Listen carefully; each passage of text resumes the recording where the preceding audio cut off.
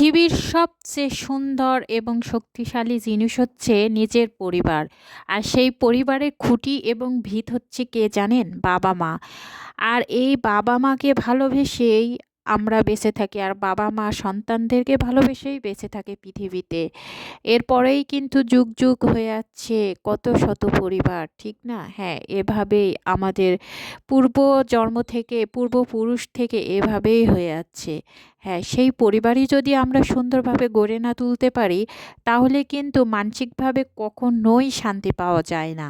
আর অসুস্থতা কিন্তু তখনই আরও পেয়ে বসে। আপনি হাজার সুস্থ থাকেন না কেন, দিন শেষে কী হয় জানেন? যদি আপনার পরিবারের অশান্তি, মানসিক চাপগুলো আপনার কাঁধে থাকে, তাহলে কিন্তু আপনি পরিপূর্ণভাবে কখনোই সুস্থ হবেন না বা শান্তিতে পৃথিবীতে বেঁচে থাকতে পারবেন না। তাই সবচাইতে বড় কথা কি জানেন? আপনার পরিবারকে সুন্দর করে গড়ে তুলতে হবে। তাহলেই না আপনি মানসিক এবং শারীরিক সব দিক থেকেই পরিপূর্ণ একটা সুস্থ সবল মানুষ এবং পরিবার গঠন করতে পারবেন। তো যাই হোক, হ্যালো এভরিওয়ান, আসসালামু আলাইকুম। সবাই কেমন আছেন? আলহামদুলিল্লাহ, আমি তো বেশ ভালো আছি। আমার নতুন একটা ব্লগ ভিডিওতে সবাইকে ওয়েলকাম। আপনারা কেমন আছেন? অবশ্যই কিন্তু কমেন্টে জানাবেন। তো আজকে আমি আপনাদের সাথে খুব সুন্দর একটা ব্লগ ভিডিও শেয়ার করব। আমি বেশ কিছুদিন ব্লগ ভিডিও আপলোড করিনি, তো ভাবলাম আজকে এই ব্লগ ভিডিওটা আপলোড করেই দিই আপনাদের সাথে। তো দেখুন, আমি বাইরে আসছিলাম, তো শীতের ফল বলে কথা। শীতের সবজি যেমন সুন্দর, তেমনি শীতের ফলও কিন্তু খাইতে খুব মজা। আর শীতের সময় কিন্তু অনেক রকমের ফল ওঠে। দেখুন এখানে কত ধরনের ফল আছে, বলুন তো কে কোনটা চেনেন?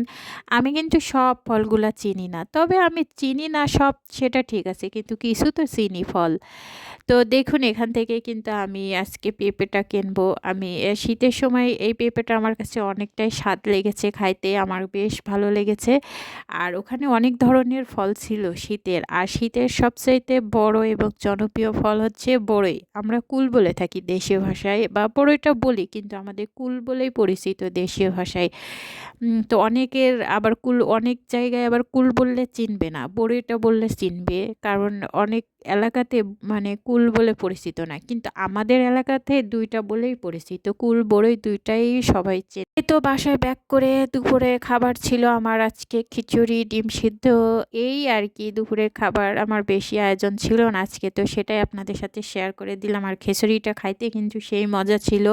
এর সাথে একটু আচারও নিয়েছি, লেবু ছিল, মরিচ ছিল, বেশ জমে গেছিলো খেতে। তো আমার ভিডিও সবার কেমন লেগেছে অবশ্যই লাইক শেয়ার কমেন্ট করে আমাকে কিন্তু জানাতে হবে, আর বেশি বেশি করে শেয়ার করতে হবে, আমার পাশে থাকতে হবে। তো আজকের মতন এখানে আল্লাহ হাফেজ, নেক্সট ভিডিও দেখা হবে। আল্লাহ হাফেজ।